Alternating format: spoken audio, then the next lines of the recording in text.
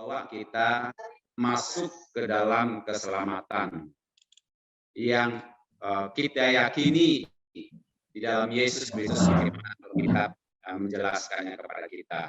Nah, malam ini Bapak Ibu Saudara, saya akan menjelaskan bagian itu. Tentu waktu yang 40 menit yang disampaikan oleh Pak Pendeta Supangat tadi memang tidak cukup sih, karena ini mata pelajaran yang kita pelajari di sekolah saja, berapa semester kita pelajari ini. Nah, saya coba mencari bagian-bagian yang terpenting dari itu, coba menguraikannya, menjelaskannya sesingkat mungkin, bukan sesederhana, sesingkat mungkin. Tentu ada kebenaran-kebenaran yang sangat dalam di dalam bagian itu yang diangkat dari Alkitab firman Allah. Nah, untuk ini saya minta izin untuk share screen.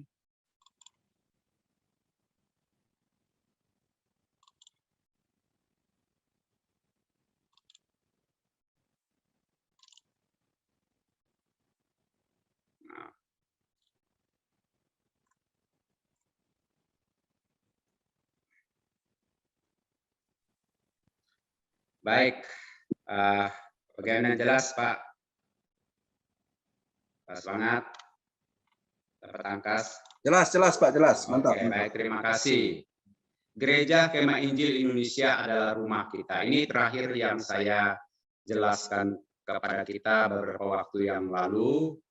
Kita rindu Gereja Kemah Injil Indonesia ini adalah rumah terakhir kita di dunia ini secara iman. Kenapa? Kita lahir di Kemah Injil, tempat Kemah Injil adalah tempat kita lahir. Maksud saya dalam bagian ini lahir secara rohani, mungkin sebelumnya juga kita lahir. Kemah Injil sebelum gereja lain, ada yang dari denominasi gereja lain, dia lahir, dan kerinduan kita di Kemah Injil dia lebih mendalam lagi. Dan gereja Kemah Injil tempat kita bertumbuh, bertambah, berdampak bagi sesama kita, artinya di hidup kita berbuah bagi kemuliaan Tuhan. Dari gereja Kemah Injil lah kita berangkat ke surga menghadap Juru Selamat kita Yesus Kristus. Itu sebab saya katakan gereja Kemah Injil Indonesia adalah rumah terakhir kita secara rohani di dunia ini. Nah, penting kita ada di situ. Kenapa Bapak Ibu Saudara? Kebenaran ini sangat penting untuk kita supaya kita semakin dalam memahami dari kebenaran itu yang menuntun kita kepada kehidupan. Nah, kebenaran di dalam logo Injil 4 berganda ini Bapak Ibu Saudara perlu kita dalami secara pribadi dalam kehidupan kita di rumah Kemah Injil ini. Sangat penting kita memahami kalau kita di Kemah Injil, kita perlu memahami bahwa di Kemah Injil adalah kebenaran Allah yang jelas mengajar tentang kehidupan bagi saya dan kepastian iman bagi saya. Itu yang sangat penting kita pahami. Nah, malam ini Bapak Ibu Saudara, secara khusus kita melihat salah satu dari Injil 4 berganda itu diberi lambang salib. Yaitu kalau ada salib seperti ini, yang ada di benak, pikiran, di hati kita bahwa Yesus Kristus Juru Selamat kita. Ini logo Kemah Injil. Salah satu gambar di situ adalah salib yang berarti Yesus Kristus Juru Selamat kita. Tidak seperti yang dilihat oleh saudara kita yang lain, salib ini lambang jin kafir katanya. Tapi Bapak Ibu Saudara, salib yang kita lihat itu adalah memberitahukan kepada kita di hati, di hidup, di pikiran kita, di jiwa kita, bahwa salib itu, di iman kita, bahwa salib itu adalah Yesus Kristus Juru Selamat kita. Ini ayat firman Tuhan yang menyatakan kebenaran ini. Kisah Para Rasul pasal 4 ayat 12. Dan keselamatan tidak ada di dalam siapapun juga selain di dalam Dia. Sebab di bawah kolong langit ini tidak ada nama lain yang diberikan kepada manusia yang olehnya kita dapat diselamatkan.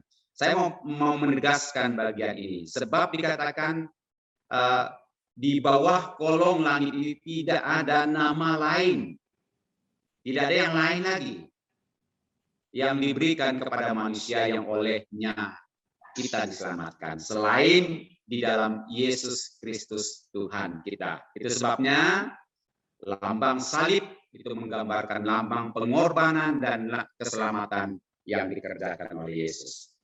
Yohanes 14 ayat 6, ini ayat-ayat yang sangat penting terkait dengan lambang ini.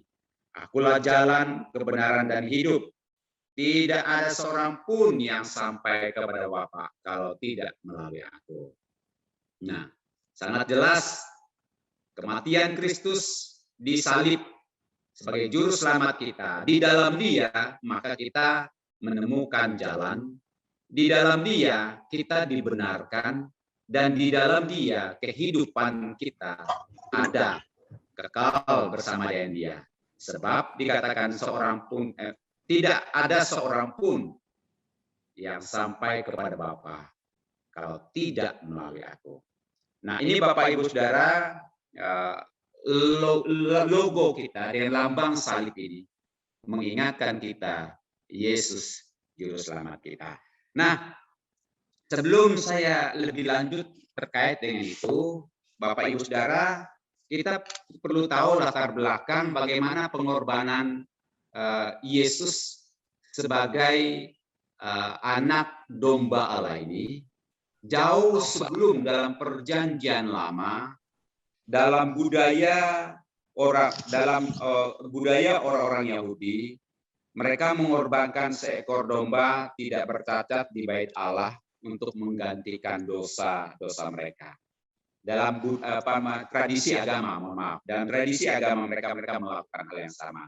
Dan juga kebenaran ini kita lihat di Keluaran 12, bahwa dikatakan ketika Tuhan Allah berfirman kepada Musa, bahwa semua anak sulung di Mesir akan dimusnahkan. Ketika Tuhan berbicara kepada Musa bahwa anak sulung di Mesir akan dimusnahkan. Tetapi yang mengorbankan seekor anak domba akan diselamatkan.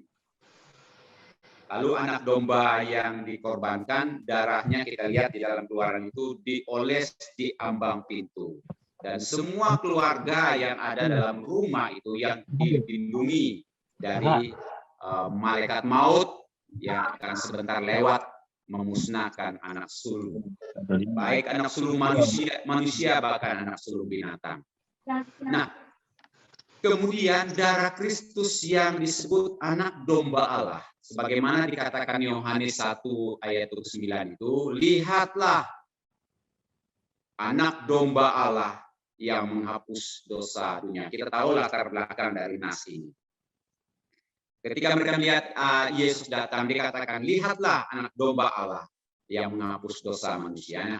Anak domba ini menggambarkan kemudian bahwa dia akan dikorbankan dan darahnya sendiri yang tertumpah di kayu salib akan menghapuskan dosa dunia, akan menyelamatkan orang dari murka, dari kematian, dari malaikat maut yang akan lewat, dari murka yang akan datang. Nah, gambaran itu Bapak Ibu Saudara, kebenaran itu jauh sebelum di dalam Keluaran 12 itu telah dinyatakan oleh Tuhan kepada Musa melalui tula-tula yang terjadi, khusus tula yang terakhir ke-10, anak sulung mati. Nah, Bapak Ibu Saudara, di 1 Petrus pasal 2 ayat 4 juga, ia sendiri telah memikul dosa kita di dalam tubuhnya di kayu salib, supaya kita yang telah mati terhadap dosa hidup oleh kebenaran. Ini sangat jelas dalam bagian ini. Di kayu salib itulah Yesus Kristus menanggung dosa kita. Melalui kematiannya, Ia menanggung dosa kita. Dan kita diberi hidup di hadapan Allah. Nah, ini Bapak Ibu Saudara, kebenaran yang terkait dengan itu. Nah, karena ini bagian yang tentu berkaitan dengan teologi yang diangkat, dikaji dan diberi kepada kita melalui kebenaran-kebenaran bagian-bagian Alkitab, maka mau tidak mau Bapak Ibu Saudara, kita coba akan melihat bagian ini secara teologis. Nah, oleh karena itu ada beberapa kata yang terkait dengan itu, terkait dengan kematian Yesus di kayu salib, kematian Kristus di kayu salib sebagai anak domba Allah dalam kaitan Yesus Juru Selamat, sebagaimana logo dari Kemah Injil ini, yaitu salib. Nah, kita melihat beberapa kata penting yang terkait itu yang dijelaskan di dalam Alkitab. Arti kematian Kristus anak domba Allah dalam kaitan Yesus Juru Selamat kita. Yang kita pahami tentang logo Kemah Injil yang adalah salib itu. Yang pertama, ke arti kematian Kristus anak domba Allah itu substitusi. Artinya begini, saya akan jelaskan, mohon maaf kalau saya menguraikan kata ini, karena ini sangat penting. Kalau kita memahami Yesus mati di kayu salib, apa sih arti kematian itu untuk saya? Apa sih arti kematian Yesus yang dilambang dengan kita masa kini adalah salib? Apa sih arti itu untuk kita? Makanya mau tidak mau saya akan menjelaskan arti kata ini yang muncul dari Alkitab terkait dengan kematian Yesus. Arti kematian Yesus sebagai anak domba Allah. Yang pertama tadi adalah substitusi, yaitu menggantikan. Ayat-ayat ini Bapak Ibu Saudara memberitahukan kepada kita yang terkait dengan itu. Kematian Kristus bersifat substitusional. Ia mati karena orang berdosa dan menggantikan mereka. Nah, hal ini juga dijabarkan sebagai mana yang dijelaskan bahwa ia mengambil tempat orang lain. Artinya begini, seharusnya tempat mati itu adalah kita. Tetapi Yesus mengambil tempat kita. Mati menggantikan kita. Supaya kita diselamatkan. Itu sebabnya dikatakan Yesus Juru Selamat kita. Yesus membebaskan kita dari mati dan dia menggantikan kita untuk mati. Ayat-ayat yang terkait dengan itu Bapak Ibu Saudara ini, ada beberapa ayat ini bisa dicatat, kalau bisa ini bisa dicatat sekarang, difoto saja, nanti Bapak Ibu Saudara baca ayat-ayat ini pasti kita memahami, karena waktu saya juga sangat terbatas. Nah, arti kata kematian Kristus anak domba Allah dalam kaitan Yesus Juru Selamat kita, yang kedua adalah dia mati menebus kita. Ada kata penebusan, mohon maaf tidak ketinggalan N. Penebusan itu arti kata kedua. Yesus mati karena berkaitan dengan penebusan. Kalau dari bahasa Yunani-nya ada agorazo, yaitu membeli dari pasar, menebus. Ini kalau kita lihat dalam budaya-budaya Perjanjian Lama masuk kepada awal-awal Perjanjian Baru, Bapak Ibu Saudara, budak-budak itu membeli budak di pasar itu biasa. Budak itu manusia. Manusia yang dijual belikan di pasar. Jadi, kalau saya mau dengan seseorang, saya menebus dia dengan harga tertentu. Maka sekarang setelah saya membayar orang itu di pasar, penjualan budak, penjualan manusia itu, maka sekarang orang itu akan menjadi milik saya. Dalam bahasa Yunani-nya adalah agorazo, yang membeli dari pasar. Nah, ayat yang terkait dengan itu 1 Korintus pasal 2 ayat 6, pasal 6 ayat 20, pasal 7 ayat 23, Wahyu sebenarnya Bapak Ibu Saudara. Wahyu 5 ayat 9, Wahyu 14 ayat 3 dan 4 ini berbicara tentang kata agorazo, membeli dari pasar. Artinya ketika saya beli dia, maka saya bebas dia. Penebusan yang Yesus, kematian Yesus di kayu salib itu, dia menebus kita, membeli kita dari perbudakan dosa. Nah, sekarang kita milik Yesus. Ini pemahaman yang Kemah Injil miliki. Itu sebabnya kita katakan Yesus Juru Selamat kita. dari lambang salib itu adalah Yesus Juru Selamat kita. Karena kita dibeli oleh Tuhan Yesus melalui harga yang lunas dibayar. Telah lunas dibayar. Sah, tidak ada utang-utangnya. Harganya adalah kematian Kristus di kayu salib.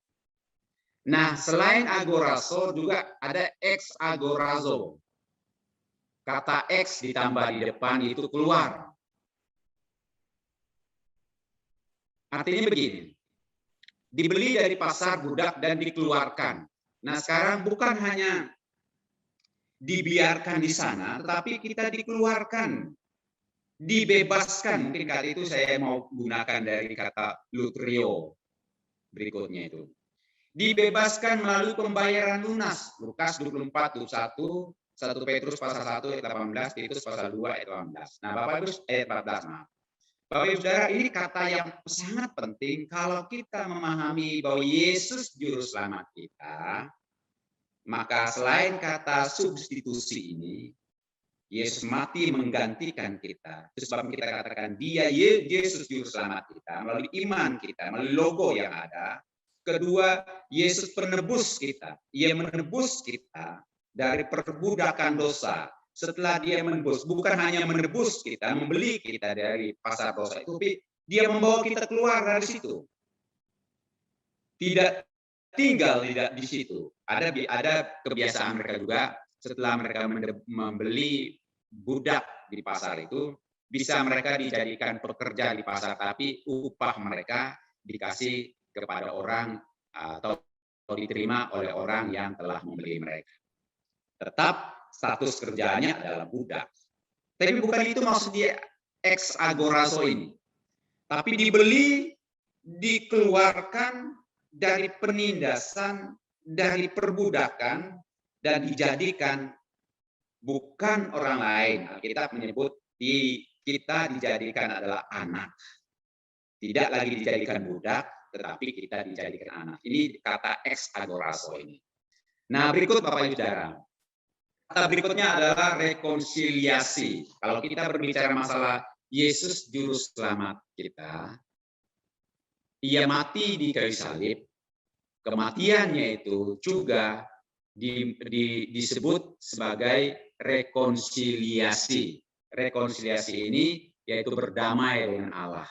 Arti ada sesuatu yang dikerjakan dan itu menyelesaikan masalah antara kedua pihak yang sedang berselisih. Itu rekonsiliasi. Nah, sekarang Yesus Juru Selamat kita mati di kayu salib itu adalah rekonsiliasi. Yesaya 59 ayat 1-2, ayat yang terkait itu, Kolose 1 ayat 1 ayat 22, Yakobus 4 ayat 4, Roma 5 ayat 10. Jadi sekali lagi saya mau jelaskan bahwa kematian Kristus di kayu salib itu adalah merekonsiliasi atau menyelesaikan sebuah persoalan antara manusia yang telah jatuh dalam dosa dengan Allah. Maka pelaksana rekonsiliasi itu adalah Yesus sendiri, sehingga selesailah persoalan antara manusia dengan Allah yang dikerjakan oleh Yesus Kristus. Nah, ini rekonsiliasi. Kalau kita lihat Yesus mati di kayu salib, itu adalah pekerjaan rekonsiliasi oleh Yesus. Kalau ayat-ayat ini kita bisa lihat, Bapak Ibu Saudara, sangat membantu kita memahami kebenaran ini. Berikut lagi, kalau kita melihat Yesus mati di kayu salib, Juru Selamat kita katakan salib adalah Juru Selamat kita, artinya Yesus mati untuk kita. Dan makna dari itu adalah, Bapak Ibu Saudara, adalah dari kata propisiasi. Apa saya salah ketik ini tadi ya? Propisiasi, tolong dicek dulu ya. Nah, propisiasi ini yaitu memuaskan semua tuntutan kebenaran Allah terhadap orang berdosa. Artinya kan ada tuntutan. Ada sebuah tuntutan yang tidak mungkin bisa diselesaikan oleh manusia yang berdosa di hadapan Allah. Tidak mungkin ada jalan lain, ada jalan lagi gitu. Nah, supaya manusia bisa layak benar di hadapan Allah, maka dikatakan Yesus yang mati di kayu salib itu mengerjakan atau melakukan sebuah tuntutan kebenaran Allah yang tidak bisa dikerjakan oleh manusia. Yang bisa mengerjakannya adalah Allah sendiri. Supaya manusia itu benar di hadapan Allah. Kalau kita lihat di Imamat 4, 35, 10, 17 ini kata yang membantu kita memahami bahwa propisiasi ini adalah sebuah karya yang memuaskan tuntutan Allah, tuntutan kebenaran Allah bagi orang berdosa. Itu dikerjakan, diselesaikan oleh Allah sendiri. Kata kerja Yunani hilaskomai ini artinya untuk memproposisikan 2 kali dalam perjanjian baru. Lukas pasal 12, 13, ayat Ibrani pasal 2, 17. Ini artinya begini. Artinya mengerjakannya, kebenaran ini dikerjakan hanya oleh Yesus. Maaf, bagaimana kata yang maksud menggunakan? Kebenaran ini hanya dapat, hanya dapat dikerjakan oleh satu pribadi, Allah sendiri. Bagaimanapun manusia mengerjakan, tidak mungkin manusia bisa mengerjakannya. Karena ada sesuatu pada manusia yang membuat manusia tidak bisa mengerjakannya. Saya mau katakan ini sesuatu yang mustahil bagi manusia, membenarkan manusia di hadapan Allah. Ini ya. Apapun yang kita kerjakan, ini kata yang mau saya tekankan bagian. Apapun yang kita lakukan, tidak bisa kita benar di hadapan Allah. 10 hukum Taurat kita kerjakan secara sempurna, tidak bisa pun, kita pun tidak bisa dibenarkan di hadapan Allah. Hanya dikatakan dalam bagian ini, Allah lah yang bisa mengerjakan bagian itu dan membuat kita benar di hadapan Allah. Itu sebabnya ada satu pribadi yang datangnya dari surga yang bisa mengerjakannya untuk kita, yaitu Tuhan Yesus sendiri. Nah, ini kata ini Bapak Saudara. Yang di bagian yang kedua terakhir ini adalah pengampunan. Pengampunan Bapak Ibu Saudara dari kata karisomai yang berhubungan dengan kata anugerah. Jadi kalau Yesus mati di kayu salib, salib artinya Yesus juru selamat kita, itu karena Yesus telah mati di kayu salib. Salib itu lambang kematian. Di mana benar sejarah menyatakan Yesus mati di kayu salib. Tujuan kematiannya itu adalah memberi pengampunan. Dari kata karisomai yang berhubungan dengan kata anugerah, Bapak Ibu Saudara. Nah, kata ini memberitahukan kepada kita bahwa karena anugerah sajalah, maka Yesus memberi dirinya mati di kayu salib dengan tujuan kita diselamatkan. Yohanes 3:16, karena begitu besar kasih Allah akan dunia ini, sehingga dikaruniakanlah anaknya yang tunggal. Ini anugerahnya. Karena begitu besar kasih Allah akan dunia ini, sehingga dikaruniakanlah anaknya yang tunggal, supaya setiap orang yang percaya kepadanya tidak binasa melainkan beroleh hidup yang kekal. Pengampunan itu diberikan karena anugerah. Bukan karena usaha kita. Bukan karena upaya kita. Bukan karena kita rajin beribadah. Bukan karena kita baik. Bukan persoalan persembahan kita banyak. Kema Injil menganutnya adalah anugerah semata-mata kita diselamatkan. Dan sekarang Kalau kita memberi persembahan, kalau kita beribadah, kalau kita bersekutu dengan Tuhan, kalau kita memuji Tuhan adalah bagian rasa ungkapan syukur kita. Karena kita diberi pengampunan. Ini pemahaman kita tentang bahwa Yesus mati di kayu salib. Dan kematian itu adalah bertujuan mengampuni kita akan dosa-dosa kita. Dan pengampunan itu kita terima karena anugerah Bapak Ibu Saudara. Nah, Bapak Ibu Saudara yang dikasihi oleh Tuhan Yesus Kristus, pada saat malam hari ini, jadi yang kita pahami dalam bagian ini, firman Tuhan menegaskan kepada kita melalui lambang, jelaskan, melalui lambang salib ini, bahwa kita ketahui bahwa Yesus mati disalib, dan dengan lambang salib itu memberitahukan kepada kita Yesus juru selamat kita. Salib itu adalah pengampunan bagi kita. Bagian yang terakhir Bapak Ibu Saudara. Kalau kita lihat dalam bagian ini bahwa salib adalah lambang kematian, di mana memberitahukan kepada kita Yesus yang mati itu adalah juru selamat kita. Maka ada satu kata penting terkait dengan kematian Kristus di bagian yang terakhir, yaitu justifikasi. Dan kata-kata ini Bapak Saudara saya tidak angkat sendiri. Memang ada kebenaran teologis yang diajar kepada atau kami pelajari secara khusus, dan kata-kata itu sebenarnya dari bahasa aslinya ada dari bahasa Yunani. Kalau di dalam Perjanjian Lama ada yang dikait dari bahasa Ibrani lalu masuk ke bahasa Yunaninya. Saya tidak perlu mengangkat kata-kata itu.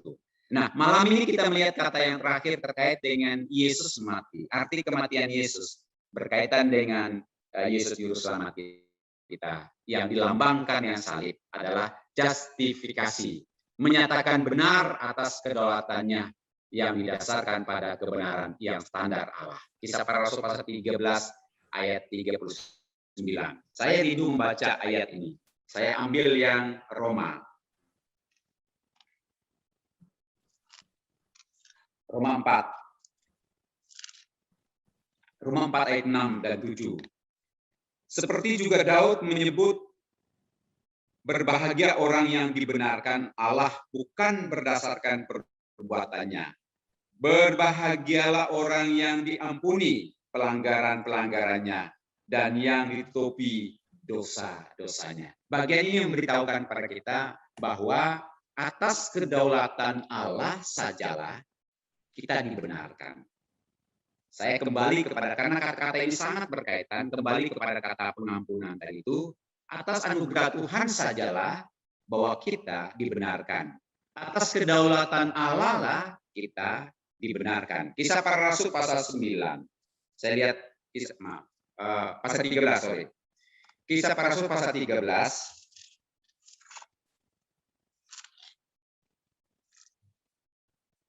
Pasal 13 ayat 39. Dan di dalam dialah setiap orang yang percaya memperoleh pembebasan dari segala dosa yang tidak dapat kamu peroleh dari hukum Musa. Dan di dalam dialah setiap orang yang percaya memperoleh pembebasan dari dosa. Jadi di dalam Yesus ini kita dibenarkan. Dan pembenaran kita itu adalah kedaulatannya Allah semata-mata. Bukan melalui usaha kita, ada bagian Alkitab menjelaskan. Bukan karena kita melakukan hukum Musa, kita mengerjakannya dengan sempurna, hukum Taurat. Tetapi Bapak Ibu Saudara, atas kedaulatan Allah, atas anugerah Allah, atas hak yang ada pada Allah, Ia membenarkan kita yang percaya. Tidak karena kebaikan kita, tidak karena kemampuan kita. Jadi Bapak Ibu Saudara yang dikasihi oleh Tuhan Yesus, ini kata-kata yang sangat penting kalau kita mempelajari, memahami bahwa ada lambang salib di logo Kemah Injil. Yesus juru selamat kita. Maka kata-kata ini perlu kita pahami lebih baik. Dengan demikian kita tahu bahwa itu yang kita pahami ketika ada logo Kemah Injil, ada lambang salib, Yesus juru selamat kita. Artinya Yesus mati di kayu salib. Salib itu lambang kematian, di mana Yesus mati di kayu salib menjadi pertama menggantikan kita, membebaskan kita dari perbudakan dosa, lalu membawa kita keluar dari perbudakan dosa, memposisikan kita sebagai anak, lalu dia menyelesaikan hubungan persoalan masalah antara kita dengan Allah, itu rekonsiliasi. Lalu dikatakan apa yang dikerjakan adalah memuaskan semua tuntutan Allah, tuntutan kebenaran Allah. Cocok, ini kata yang semua orang mau cari, mau ambil. Cocok dengan ketentuan Allah. Itu propisiasi, maaf. Memuaskan, kematian Yesus di kayu salib itu memuaskan, cocok sesuai dengan standarnya Allah untuk sebuah pengampunan. Tidak pakai domba-domba lagi, tidak pakai lembu sapi lagi, tetapi melalui Yesus. Yang berikutnya adalah pengampunan, yaitu berhubungan dengan kata anugerah. Oleh anugerah kita diberi pengampunan, yang percaya kepadanya dilepaskan, dibebaskan, diberilah pengampunan kepada kita. Lalu kata terakhir tadi adalah kalau kita melihat ada lambang salib Yesus juru selamat kita, artinya itu adalah menyatakan kepada kita bahwa kita dibenarkan oleh Allah ketika kita percaya kepada Dia, sebab pembenaran itu hanya dapat dikerjakan oleh Allah. Tuhan Yesus melakukannya dengan standar yang sesuai dengan tuntutan Allah. Nah, pada akhirnya Bapak Ibu Saudara, firman Tuhan menegaskan dari lambang salib itu dikatakan demikian. Keselamatan tidak ada di dalam siapapun juga selain di dalam Dia. Itu yang kita yang menjadi dasar dari lambang salib itu. Dikatakan keselamatan tidak ada di dalam siapapun juga selain di dalam Dia. Sebab di bawah kolong langit ini tidak ada nama lain yang diberikan kepada manusia yang olehnya kita diselamatkan. Kisah Para Rasul pasal 4 ayat 12. Nah, yang kedua, Bapak Ibu Saudara, Yohanes 14 ayat 6 dikatakan, akulah jalan, kebenaran, dan hidup. Tidak ada seorang pun yang sampai kepada Bapa kalau tidak melalui aku. Jadi kalau Bapak Ibu Saudara melihat lambang salib itu memberitahukan kepada kita bahwa tidak ada di dalam keselamatan, tidak ada di dalam siapapun juga selain di dalam Dia. Sebab dikatakan dalam Kisah Para Rasul ini, di bawah kolong langit ini tidak ada nama lain yang diberikan kepada manusia yang olehnya diselamatkan. Yang olehnya kita diselamatkan selain di dalam Yesus. Lambang salib ini juga beritahukan kepada kita bahwa akulah jalan, kata Tuhan Yesus, kebenaran dan hidup. Tidak ada seorang pun yang sampai kepada Bapa kalau tidak melalui aku. Biarlah kebenaran pada saat malam hari ini, saya lihat waktu saya juga masih ada, akan menolong kita semua sebagai warga gereja memahami logo dari Kemah Injil dengan lambang salib yang ada. Sebenarnya sangat dalam kebenaran ini. Tapi Bapak Saudara, kalau kami menjelaskannya dalam waktu sekarang, saya yakin tidak cukup waktu ini. Tetapi paling tidak dasar-dasar ini, dari ayat-ayat ini, akan menolong kita memahami ketika ada logo Kemah Injil, salah satu di dalamnya ada salib, itu memberitahukan kepada kita bahwa Yesus Kristus juru selamat kita. Dan apa isinya itu kata-kata yang saya angkat tadi itu. Yang intinya adalah bahwa di dalam Kisah Para Rasul pasal 4 ayat 12 ini dan Yohanes pasal 14 ayat 6 ini menyatakan kepada kita bahwa Yesus juru selamat kita. Tidak ada jalan lain. Keselamatan kita hanya kita peroleh di dalam Yesus. Karena pekerjaan Yesus terkait dengan pembenaran kita di hadapan Allah melalui kematian itu. Dengan kata-kata yang saya jelaskan tadi itu akan membantu kita memahami kebenaran ini. Demikian Terima kasih untuk waktu ini. Saya kembalikan kepada Pak Supangat. Tuhan Yesus memberkati. Ya, baik. Ya, baik. Terima kasih Pak Pendeta Mika Singal MTH yang sudah menyampaikan materi untuk kita sekalian tentang Yesus Juru Selamat, dasar-dasar dari firman Tuhan dan pemaparan yang itu jelas. Bapak Ibu dipersilahkan kalau ada pertanyaan mengenai Yesus Juru Selamat yang sudah disampaikan Bapak Mika, atau mungkin ada pertanyaan lain seputar keselamatan juga yang mau ditanyakan malam hari ini, silakan. Dan untuk saat ini kami membuka mulai chat dulu. Silakan bisa disampaikan di chat ya, di kolom chat di sana. Apapun ya berkenaan dengan keselamatan dan pengudusan ini ya Bapak Ibu mau sampaikan untuk mau ditanyakan untuk menjadi kejelasan bagi kita semuanya.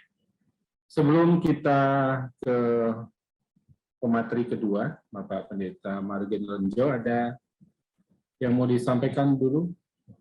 Share screen dulu Pak Tangkas.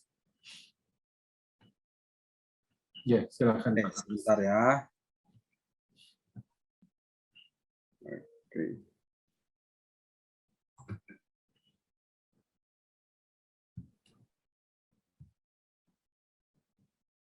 Sebentar.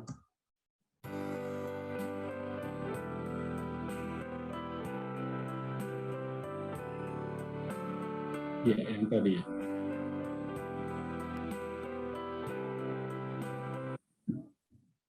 Yang iya, ini dia. Baik. Ya, Bapak Ibu, kita memberikan kesempatan untuk setiap kita. Artinya kita saling memberkati. Karena sekali lagi kita sudah diberkati oleh hamba Tuhan yang boleh menyampaikan firman Tuhan dan dia memahami lebih untuk kita dan Bapak Ibu boleh mendukung kegiatan Komisi Pendidikan dan PWJ ini melalui persembahan hati.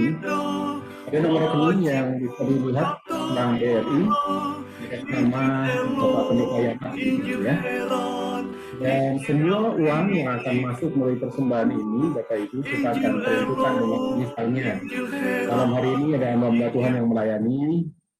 Nah, kita juga ada persembahan kasih untuk mereka. Dari situlah persembahan kasih untuk hamba Tuhan itu. Dan terus terang, yang kemarin-kemarin kita masih berhutang, belum begitu. Jadi Bapak Ibu boleh mendukung kegiatan kita biar kita saling memberkati. Bisa lewat perorangan, bisa lewat gereja lokal, silakan. Dan terima kasih untuk sahabat mulia ya yang sudah juga mendukung dalam hal dana untuk kegiatan kita. Sekali lagi ada program-program lain selain seminar juga. Ada untuk kegiatan nanti membantu misalnya beasiswa untuk mereka hamba Tuhan yang akan terlibat dalam pelayanan di dalam pendidikan dan pembinaan warga jemaat di gereja daerah ya, di daerah. Dan kita pun akan sisihkan uang-uang yang terkumpul dari persembahan Bapak Ibu sekalian untuk mendukung pendidikan mereka.